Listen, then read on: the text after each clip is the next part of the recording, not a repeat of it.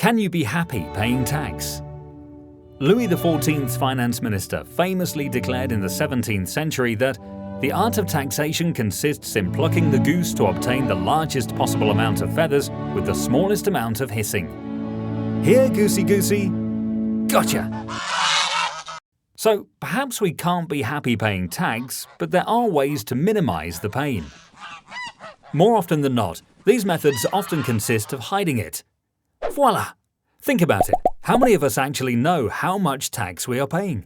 We probably have some idea of how much income tax is coming off our paycheck each month. But would any of us know how much we pay annually in VAT? Anybody? Or how much petrol duty or excise duty on alcohol we paid last year, as around half both of these costs is tax. Yet, while me and you are actually filling the public coffers at the same time we're filling up our cars, all this tax still isn't enough to pay for public services in the UK. The UK's public debt currently stands at a whopping £1.7 trillion. Whew! But surely there must be a better way to raise taxes and pay for public services. Well, perhaps there is, on the other side of the world. So fasten your seatbelts, it's going to get bumpy. Oh, wait, no, we're here already. That was fast. Where were we? Oh yes. In the former British colony of Hong Kong, they have the rather unusual situation for a free market economy that the government owns all the land. Thumbs up to the first administrators for that stroke of genius. It leases out plots of land for an average term of 50 years at large land premiums and charges a further 3% annual rental. The result? Large budget surpluses and no public debt. Put those suitcases back, we're not quite done here yet. So, come on, let's compare the UK and Hong Kong, shall we? In the UK, 27% of tax revenue comes from income tax, while in Hong Kong that's just 14%. 17% of tax in the UK is gathered through national insurance, a further 17% through VAT and 8% through excise duties on things like alcohol, while in Hong Kong, all of these categories account for zero. On the other hand, in Hong Kong, corporation tax accounts for 24%, stamp duty for 13%, land premiums 13%, and investment income 11%. While all of these percentages are much lower in the UK, and investment income stands at a big fat zero. Overall, the UK gathers 10% of total revenue from property. And while, credit where credit's due, this is the highest in the EU, it compares to around 40% in Hong Kong.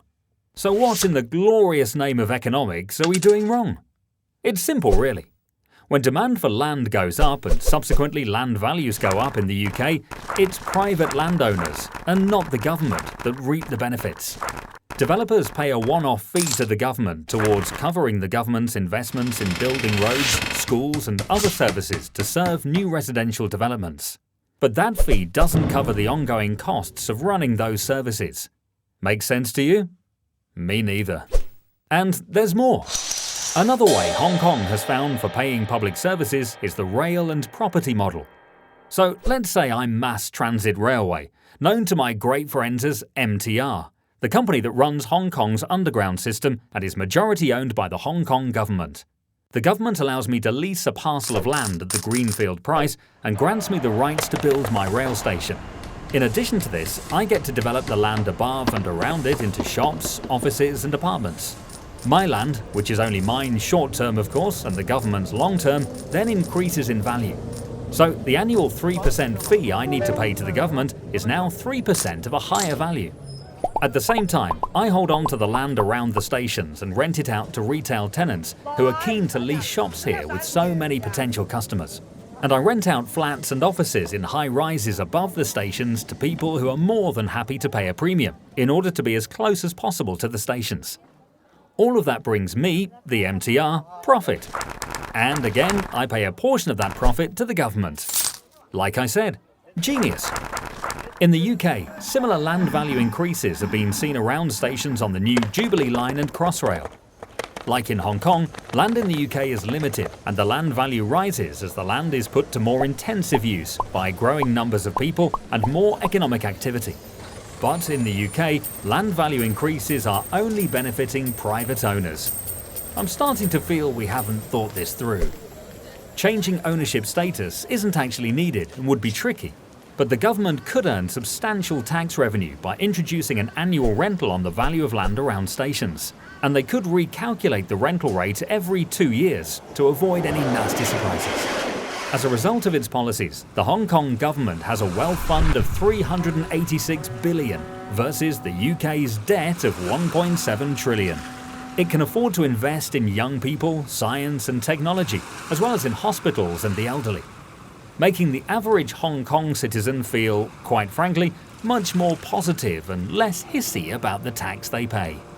So perhaps we need to step away from being a bunch of hissing geese, wise up, and become copycats instead. If this has spiked your interest and you would like to learn more, visit our website